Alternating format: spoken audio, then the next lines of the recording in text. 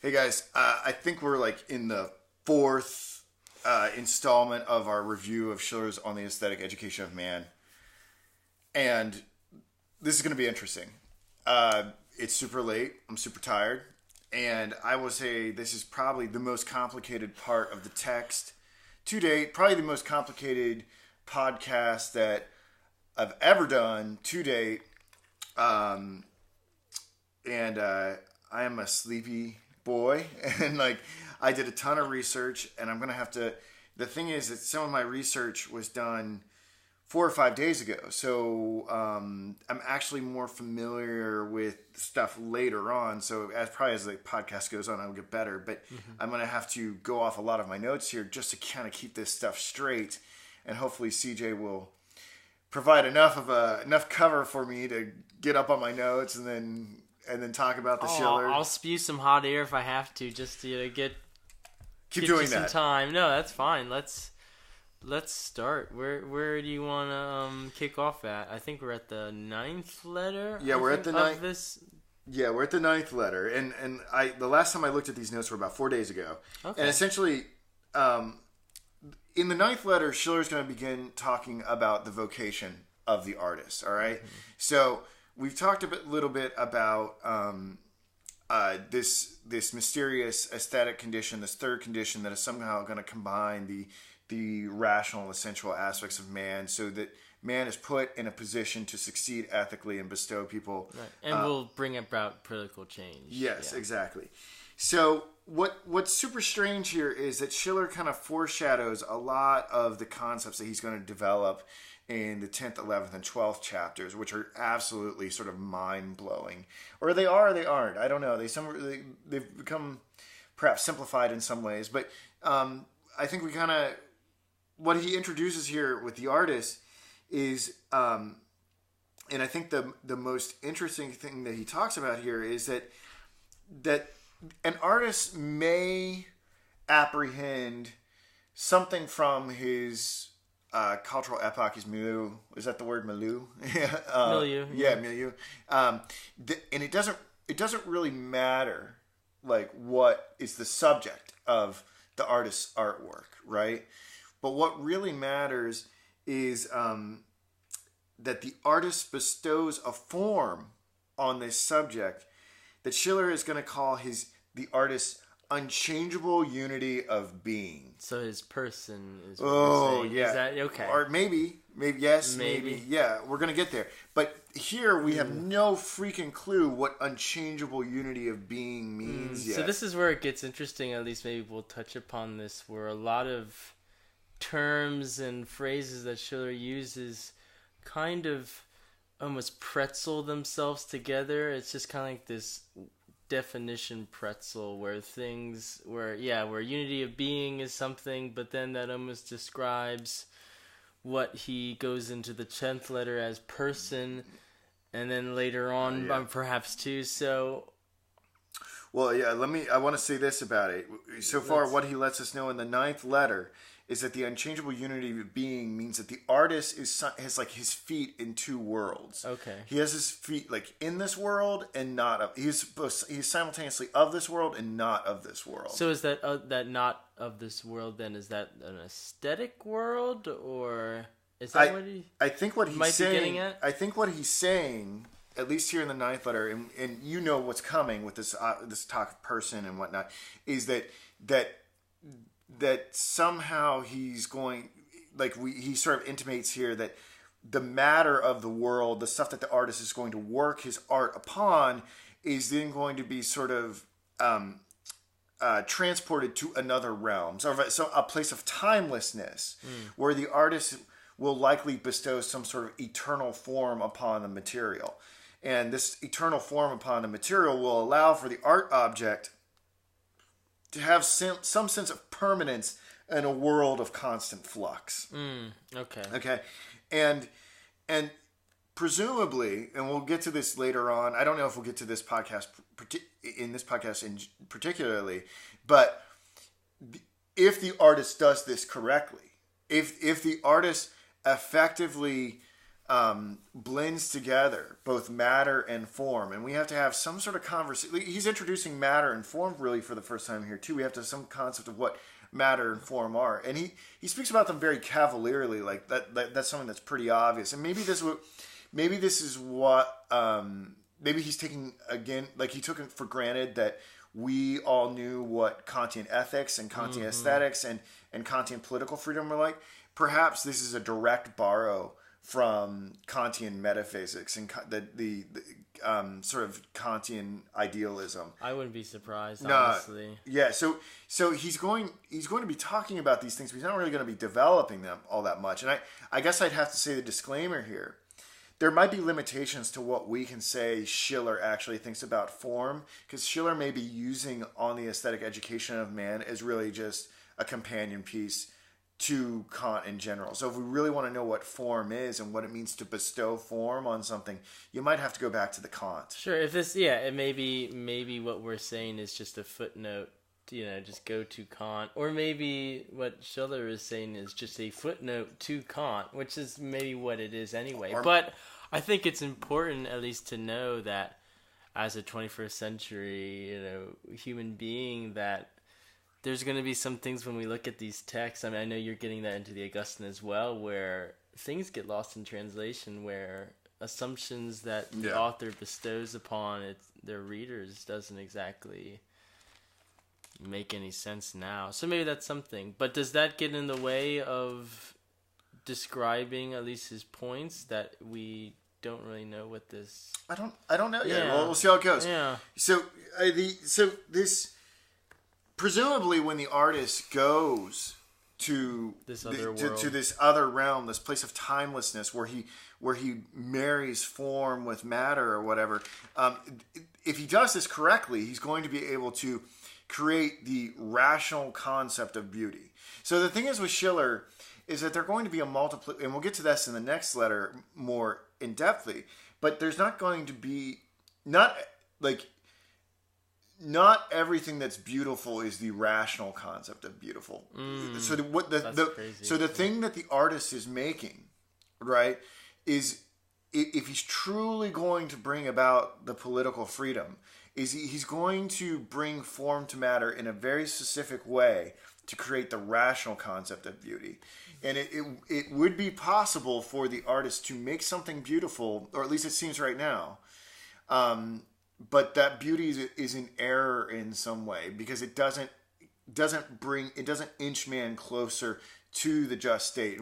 And so what's going to be interesting as we sort of we're going to talk about the rational concept of beauty here a little bit, but as we develop these concepts of form and matter, person and condition, and see how it's interconnected with the rational concept of beauty, in order to get at the rational concept of beauty, he's going to have to describe the rational.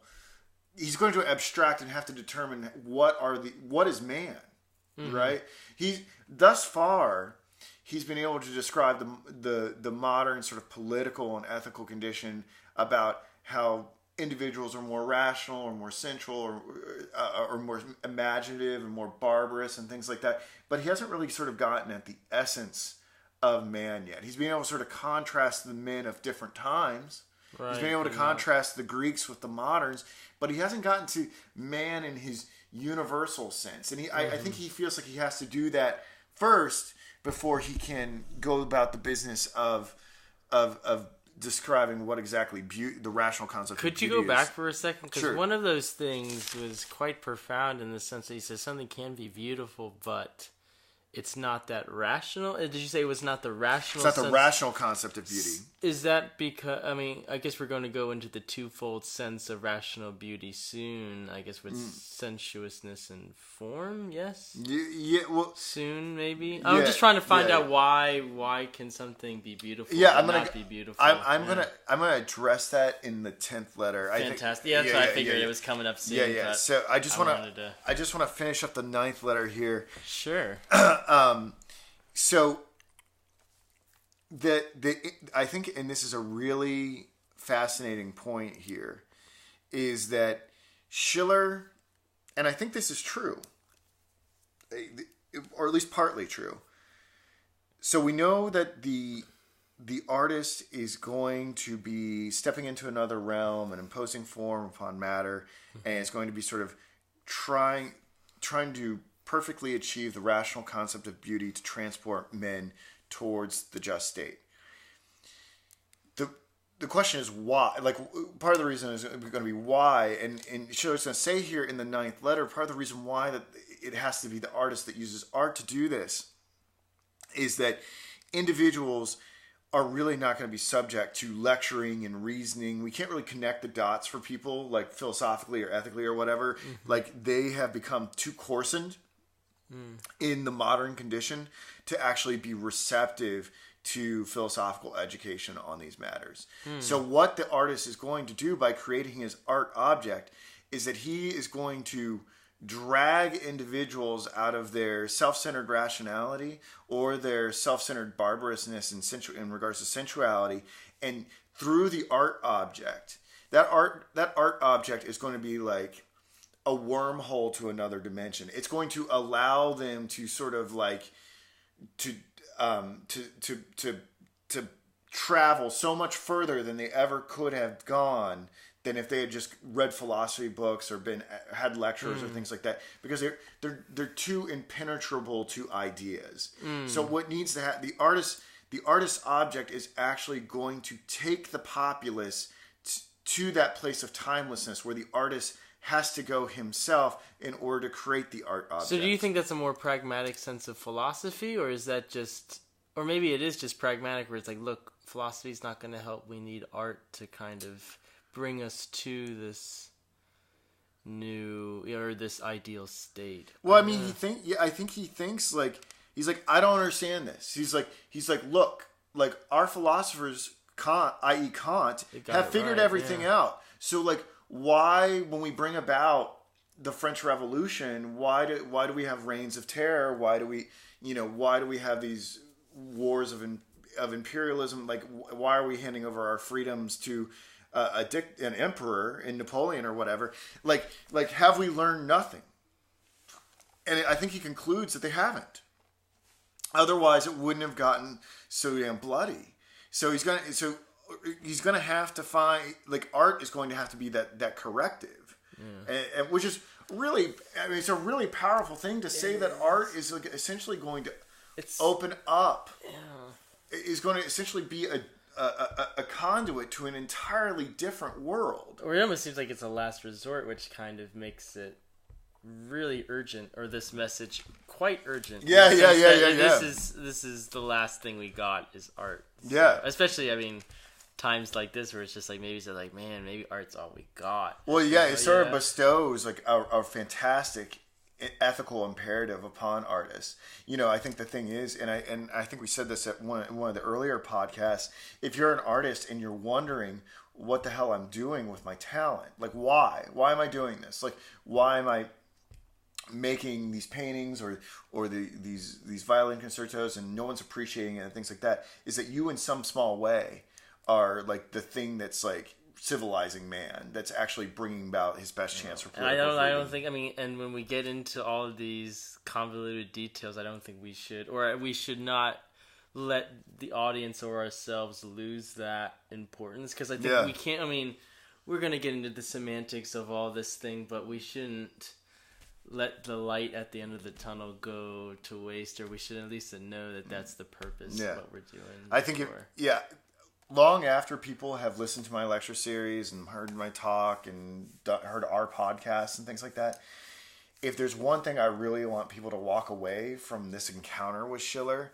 if they are artists, is for them to see the real bravery, valor, and importance in what they do. Mm-hmm. Like they are essential.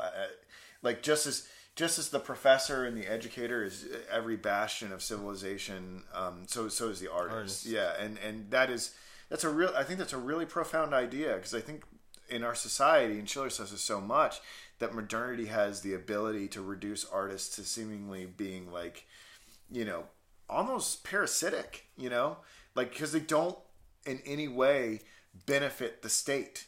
They don't benefit the modern capitalist economy. Sure, no function. They don't have the same functionality as a guy that is designing skyscrapers and computers and microphones and things like that. So everything seems sort of extraneous, and maybe artists should pride themselves more on that. Maybe they jack up the prices of their albums and the artwork and stuff like that. But who knows? But so let's go into I don't know, Schiller describing at least the art form, or at least I don't know if in the 10th letter he describes what art is. Well, in the 10th letter, he takes the time. He considers some objections to the idea that beauty can actually get the job done to ushering in the just state, and he raises. He talks about there being three general objections to the idea that art is as powerful as he's claiming it to be. That art can actually reform man and take them to that place of timelessness where maybe he connects to all of humanity and treats everybody as an end of themselves and creates Kant's kingdom of ends. And the three objections, I'll just go down them right here. The first one is that beauty seems like it could be destructive in some sense. Like beauty can be too provocative. And I was trying to think about an example of that. And the thing that came to mind was when Stravinsky first debuted The Rites of Spring. And I saw a reenactment of that in Igor and Coco, that movie or whatever, about his love affair with the fashion designer or whatever. Is that what she was, a fashion designer? Yeah, Coco Chanel, Yeah. And people rioted when Rites of Spring debuted. And the idea here is like, listen, Schiller, like if art is really supposed to be what you say it is, it's supposed to make us more humane, make us more ethical or whatever. When Stravinsky puts on Rites of Spring, why are people like setting their carts on fire and letting donkeys run loose in the streets or whatever? Sure, there can be an anarchic form of art, or that art can also destroy society and not necessarily build it up or let people become rational human beings, like punk rock or anything like that. Even though it does have an agenda, like from the outside it can still be viewed as very aggressive and crazy and anarchic. So it's like so I guess that's maybe what he's referring to there. The objection. Okay. So I guess we could call maybe that the anarchic form of beauty. He doesn't say that, but that's but I feel like yeah.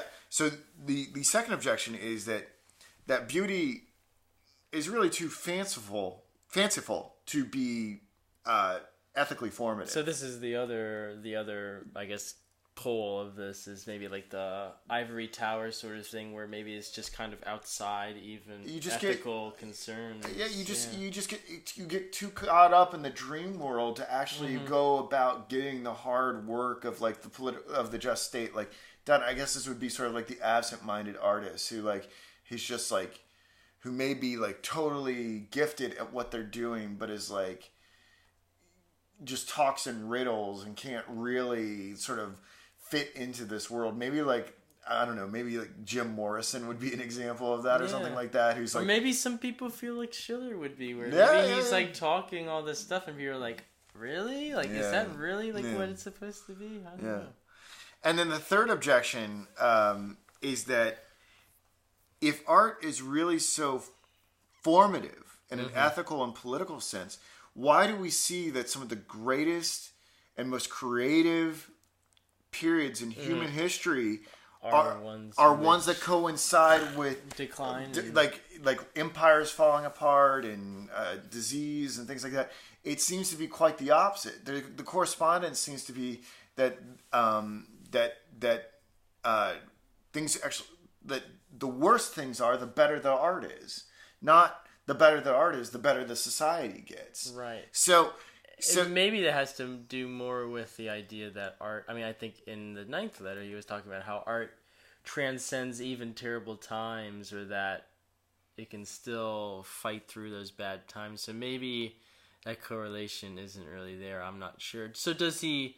I'm trying to remember if he attacks these opinions, or he's just like, yeah, these are the objections, but fuck it, I'm going to, say this anyway. So what he says is, I can understand why you would make those objections. Okay, I can relate. Yeah, like that's kind of true. Like Stravinsky, Jim Morrison. Yeah, people reading this or listening to this lecture might have the same comments, or I feel like I would too. Where it's just like, really, you think art can do this? Well, what he's gonna say is, experience tells you that. Okay. Experience has acquainted you with imperfect forms of beauty. Experience has introduced you to anarchic beauty. Experience has introduced you to fanciful beauty. And experience has introduced you to maybe this decline beauty. Let's just call it decline beauty. Schiller's going to be like, those all exist. But let me tell you what also exists. A rational concept of beauty. And a rational concept of beauty is not any three of these. A rational concept of beauty is going to be different from these sorts of beauties already outlined. The rational concept of beauty may have infrequently obtained, right?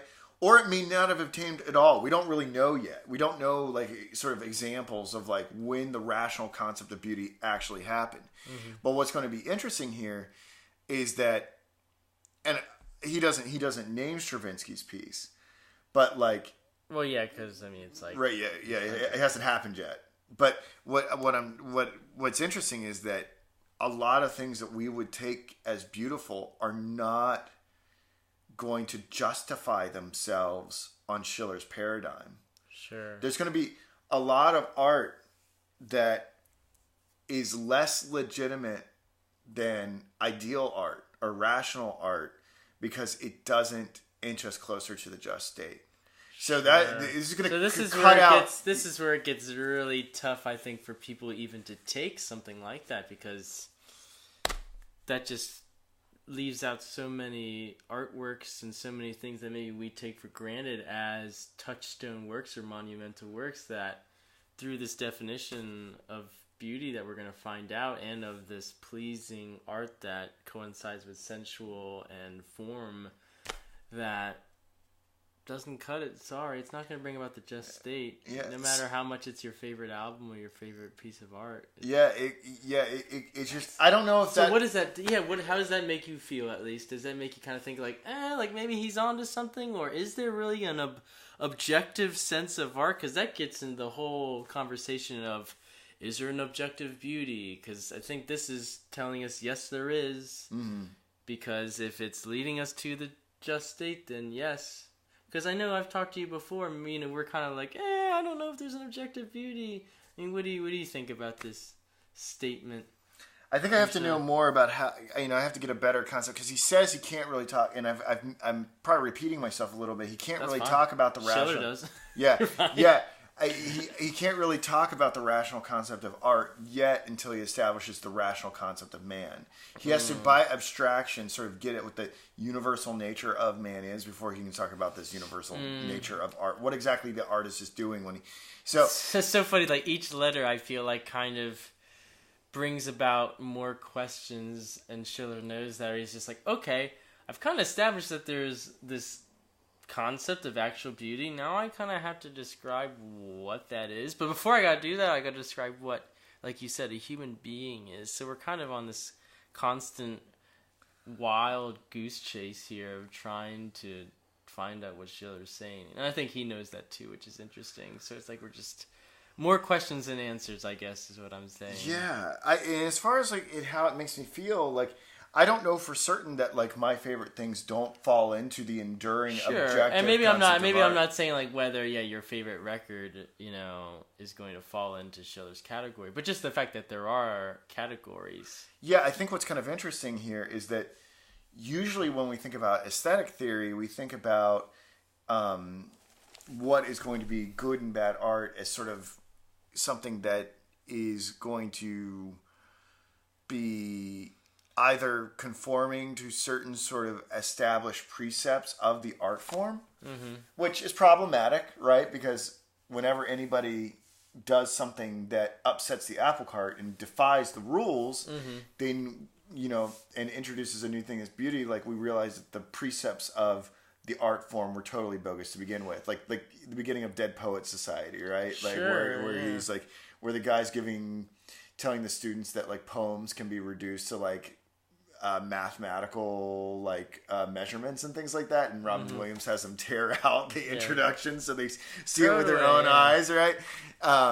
So there's that problem. Or like we look at other aesthetic theories that are going to reference man alone and like his psychological powers, like we do with Nietzsche, right? Like good and bad art forms were going to be entirely sort of predicated on the Dionysian Apollonian synthesis. Yeah, where it doesn't even have to be beautiful for it to be good art necessarily. I mean, in the sense that like it doesn't necessarily have to be formally or sensually beautiful, that it can still be. Or I at least think of like modern conceptions of art where sometimes like beauty isn't what we're going after here.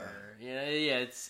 So what's we're just adding Schiller to the pile of all these different. What's interesting here is that what's going to adjudicate whether or not something falls into the rational concept of art and is going to be objective, like the most objective and enduring form of beauty that actually sort of stays above the flux of existence and is something that's sort of cherished throughout generations, that's going to speak to the Romans, to the medievals, to the moderns in the same way, is going to be how much it gets us to that just state. But it's also sort of predicated on our psychological powers too. So it kind of goes a step beyond Nietzsche. But I think it's probably time to turn to the 11th letter, because he says that we can't talk about the rational concept of art unless we try to get at the rational concept of man. Okay, so now he's chasing the rational concept of man. Yeah. So we divide. So we divide. Schiller divides man into two things, correct? You want to go. So, you start outline it a little bit. So, at least how I remember it is that the two things, one is temporary or always changing, and the other stays the same throughout. It's constant. So you and I are composed of two parts. Right. Okay. So why don't you tell them which part is which? So the constant part is the person, and then the thing that is always changing is that of the condition. And you can probably go into more specifics than I can, because just knowing that person stays the same, condition changes. That's great. How does that lead to understanding he uses more poetic language than you use. Of course, he's a poet. He's a fucking poet. But so. I think the poetic language. I think the poetic language is like really awesome. Because I want to talk about that a little bit. So essentially, embodiment, being a rational being, being a human being, marries these dichotomous aspects. And you've spoken about person and condition. Okay, so person is not only is it going to be constant, he talks about as being eternal and unchanging, and this is going to be the thing that endures. And this is going to be like the aspect of CJ that is person, like if like that's going to be the part of you that like is in a timeless place. That's going to be the part of you that is going to be what he calls potentiality. Right? That's going to be the part of you that is free. And free in the sense that it's nothing grounds it. It grounds itself. Whatever that means. Maybe we can only really understand what it means to ground yourself in distinction from condition. Yeah, this is still very vague. Yeah. And also person is going to be form. And again, and I don't know if that just means like person contains the forms of things. Mm-hmm. I'm probably going to have to, after this podcast, go and do some Kantian research and get that. But all these things are going to be associated with that. But understand this: if we were just person, if we were to take away condition, which I haven't even spoken of yet, you would become an apparition. There is no such thing as person apart from CJ, from embodiment or whatever. Okay. You would just be, it would be mere potentiality. Okay. So it'd be mere form, it'd be empty space. Okay? And condition is going to be the determinations. So person, think of that as like yourself, and like condition are going to be the things that the self experiences as being a thing thrown into time. So as like right now, every moment is sort of supplanting itself, And every single moment, I'm like, how are you feeling now? How are you feeling now? How are you feeling now? These are things, this is your condition through its sense apparatus, bestowing,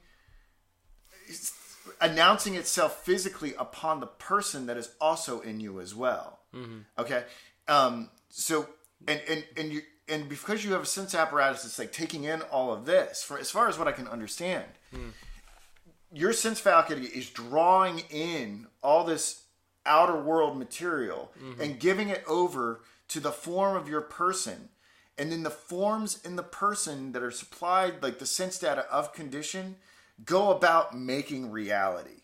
And this is the German idealism. So that the world that you and I are experiencing right now is not, we don't know if it truly objectively exists, or we don't know what it exists like in its, and this is Kant speaking here. Kant talks about this division between what the world is, as it really is, as the noumenological realm, right? And I think it'd probably be pretty safe to say that Schiller imagines person as being some sort of entity, if it is an entity at all, in the noumenological realm. And when and that's where the artist is going. When it's making things, it's going to a purer form of reality that's beyond this reality that is made as the result of the forms that are in your brain that are being supplied the sense data. So the reality of this table, this microphone, everything like that is the person and the condition coming together in order to make a reality. Okay, And so that's why they call it German idealism, in the sense that reality is made by the forms of the mind. okay, so what? So what? I think that's the big question, because this does get really abstract, and I think it's hard to find where maybe Schiller is going with something like this. But it sounds like to me, and from what I've read, that in describing this condition, he is describing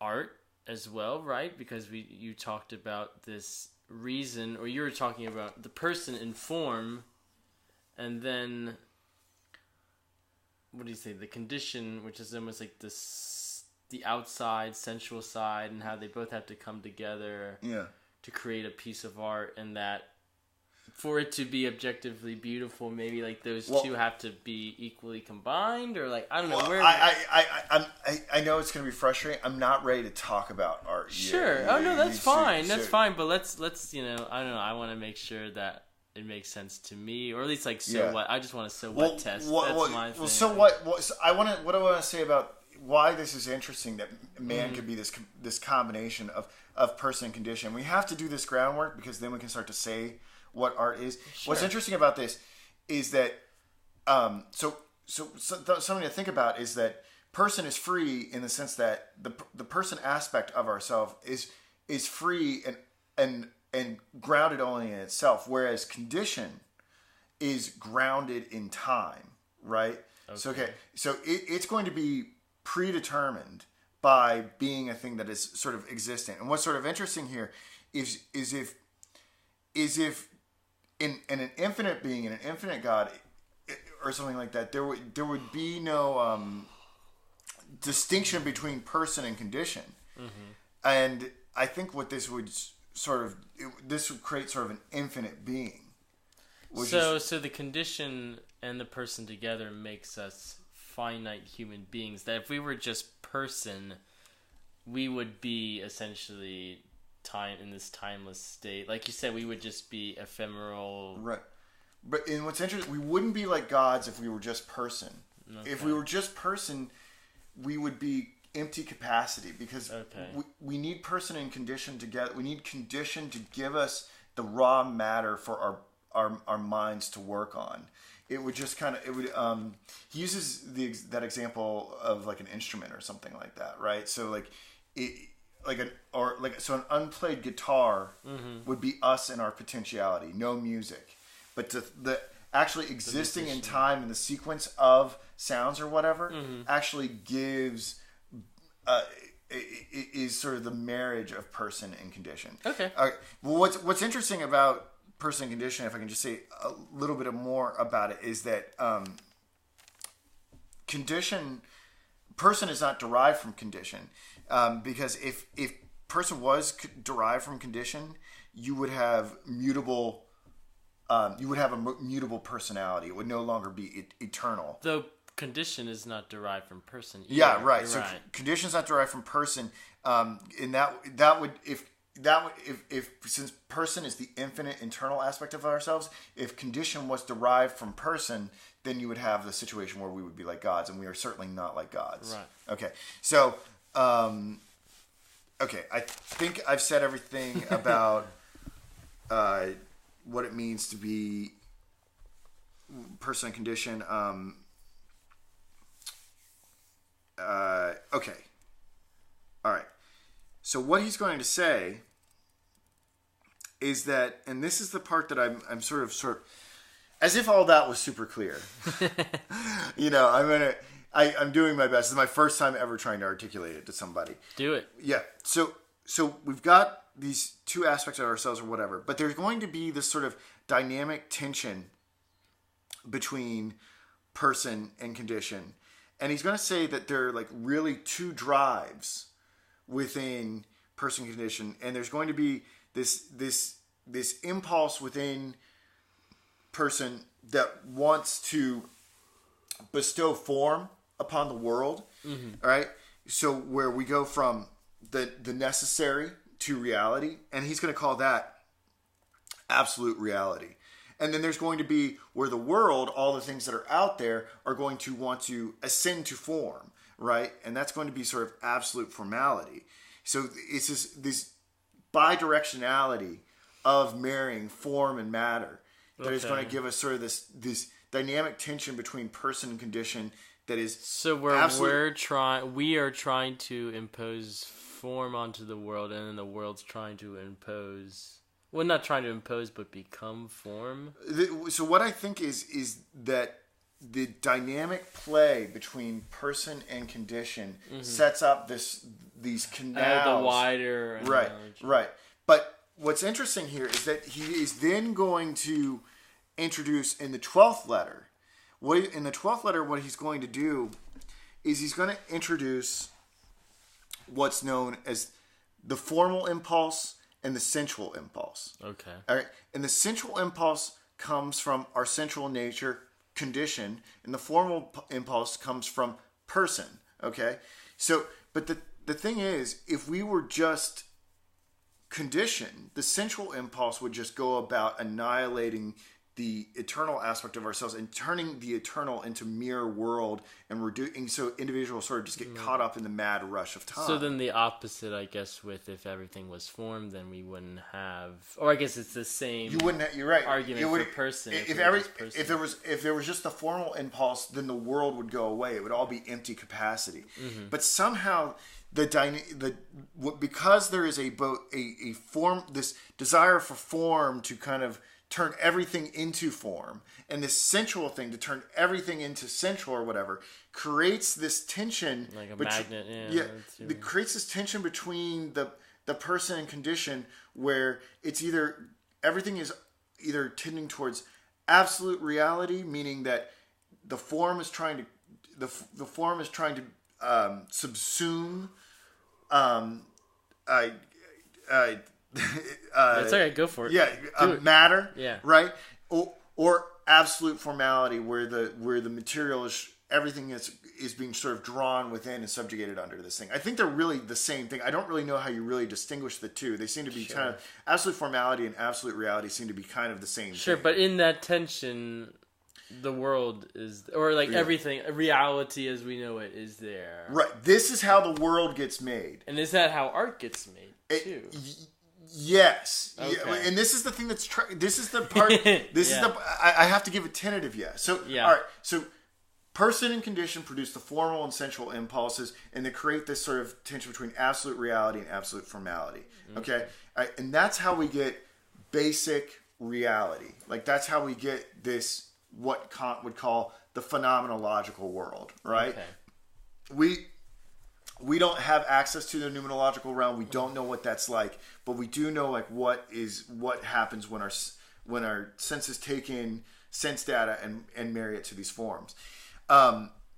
the question then becomes, right? So going back to what we said earlier about the artist participating in this unchanging unity of his being, that somehow he enters into this place of timelessness.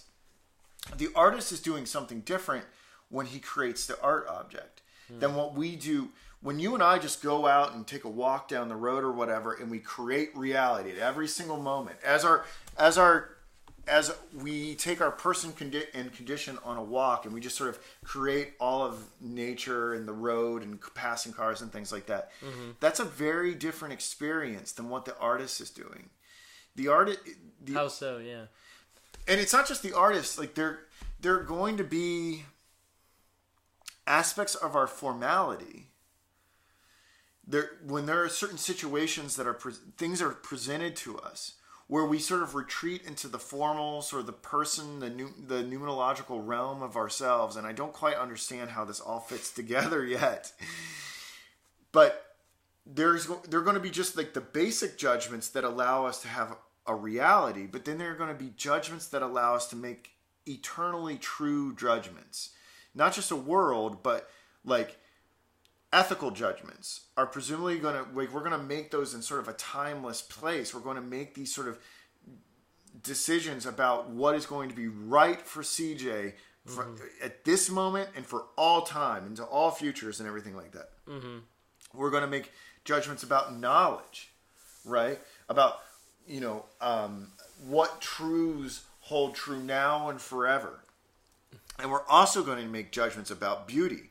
So when we make a pronouncement about a work of art being beautiful, the artist is appealing to the formal and the sensual impulses that have this tension going on as the absolute reality and absolute formality in a special way that makes us not just see the object, but then to declare it beautiful, not only for Luke, but when I make the announcement that the rational concept of beauty has been presented to my dichotomous character and the sensual and formal aspect of myself in the proper way, I'm saying it's beautiful for Luke, it's beautiful for CJ, it's beautiful for all of humanity, now and forever. And this is where it gets super heavy, like so much gravity to that, to all of what you just said, because I think we can see a glimpse of why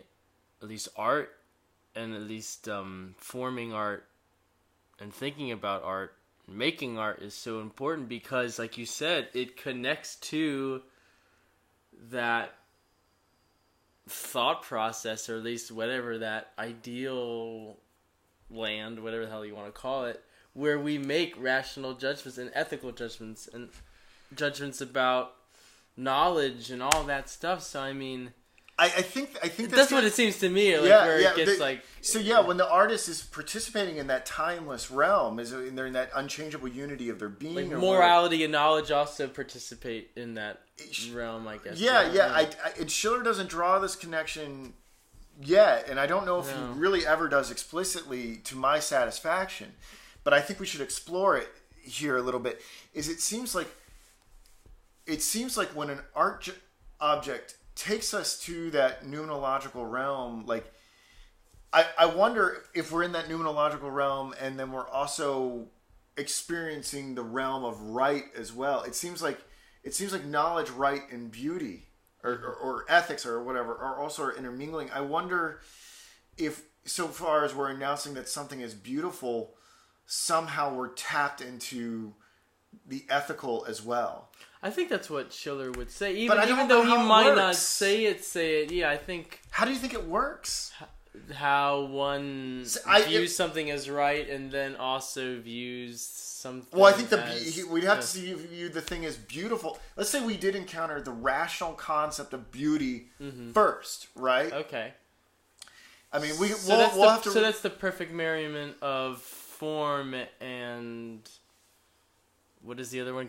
Not condition. Form and the sensuous, correct? Right. So would you also say maybe that to be rational is also to have this merriment of form, maybe of higher thinking, but then of also sensuousness, or I guess like not baseness, but you know what I mean? Where maybe when I think of a moral person, I don't think of somebody that's in La La Land, and I don't think of somebody that's completely off. Well, I don't know. I think they're grounded. I think that analogy where I always love the analogy of somebody being grounded, because they're not floating in the air and they're not going directly into the ground, like, into the Earth's core.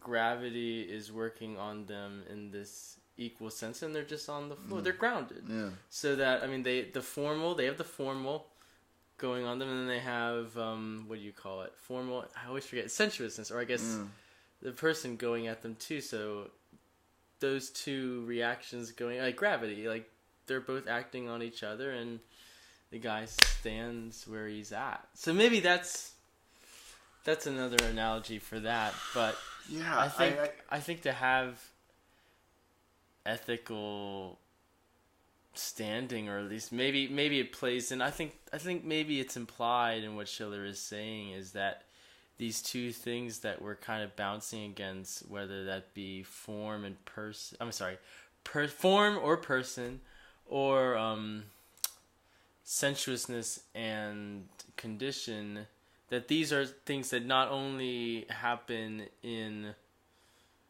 an aesthetic realm or even the realm of reality, but also in the realm of ethics, in the realm of knowledge too. Well, again, he implies that this is what reality is, so I'm assuming maybe that's also okay. If it's that for reality, then it's that for ethics, and it's that for other things. I don't know. The only thing I can think of, man. Yeah. Is I think about Nietzsche. I think about Schopenhauer, and I'm just. This is total speculation because we haven't gotten to how the beauty and ethics fit together yet for Schiller. Is that Nietzsche through the Dionysian allowed us to see that all of humanity was connected, right?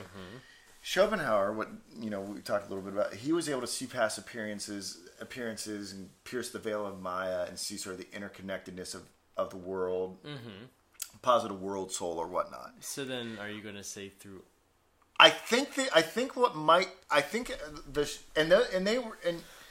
Nietzsche and Schiller were obviously very. Nietzsche and Schopenhauer were obviously very familiar with Kant. Familiarize themselves in different ways, but influenced nonetheless. I think the move that Schiller might be wanting to make is that if a work of art is taking us to that timeless place, then perhaps we're getting a glimpse of ethically what things ought to be like. Maybe we're witnessing Kant's kingdom of ends that maybe only exists in the numerological realm. And God, I really shouldn't be speaking about this because I am not a Kantian scholar.